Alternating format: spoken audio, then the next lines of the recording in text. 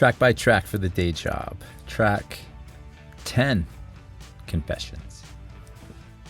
All right, so this was the second song that I actually completed start to finish when I started writing again. So the first one was Celebration, saving that one for last for all the tracks from the day job. But Confessions was one when I was still working, little office upstairs. I had the 8-track free version of Ableton, a basic interface, my Dan Electro, and a very old keyboard. Then I was still using one of my podcast mics, Shure SM7, to do vocals. Not the greatest for that.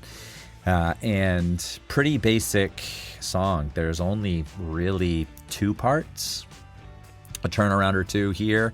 But I came up with that guitar part over a basic drum loop, then had only a couple sounds on the keyboard that I could do, so came up with that part that is now very heavily synthed on the final version. And then bass, I didn't have a bass when I was first starting to write and track again, so I ended up borrowing one. Shout out John Roods.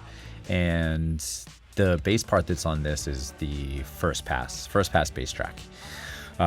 So this bit of an odd arrangement, I guess. It's a simple pop song, but that doesn't really have a chorus. It kind of takes you through a couple of verses and that lead line before you get to the bridge, and the bridge is acting as a chorus, so the bridge kind of comes back again after verse 3.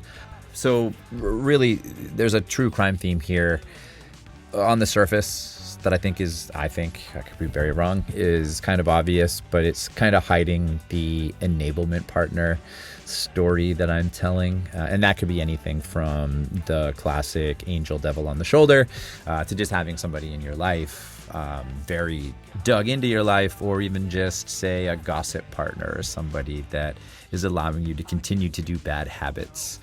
And then maybe you're trying to come clean, but that enablement partner may be depending just as much on you. So anyway, enough of that.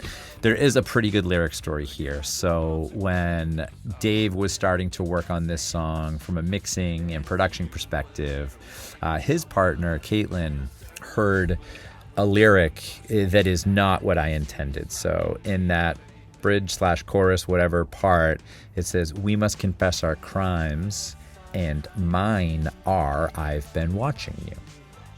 So Caitlin heard, "We must confess our crimes, and minor, I've been watching you," and made the comment, that's kind of creepy. Like, why is the lyric, "We must confess our crimes," and minor, as in young child, "I've been watching you"? So if you've listened closely, we took the part of the second half of that says, "We must confess our crimes, and I know they've got no proof." So we were trying to kind of like shuffle around in the 11th hour. So, but if you still hear that, just understand it's, "We must confess our crimes," and mine, as in my crimes are, I've been watching you. So we, on the podcast, on the Speak All Evil podcast, we, for some reason, I don't think we covered it on the show, but Scarface was like a topic of conversation. And then hilariously enough, this is another one that I got the mix back when I was out in Las Vegas. And so Dave had just said I went full Scarface with this. So all those beats layered in, the extra drums and all that, and then like the super synth out parts and stuff now, and then some of the vocal production. It just fit really, really well.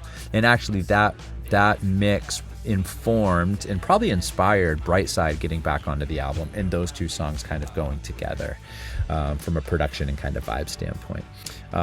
This one also ended up much more energetic because of the production.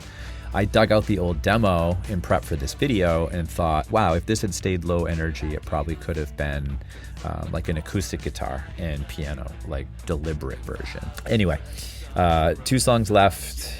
Next one will be the last track on the album, Hell Is Coming, one of my favorites that I've ever written, period. And then Celebration, which was the first song.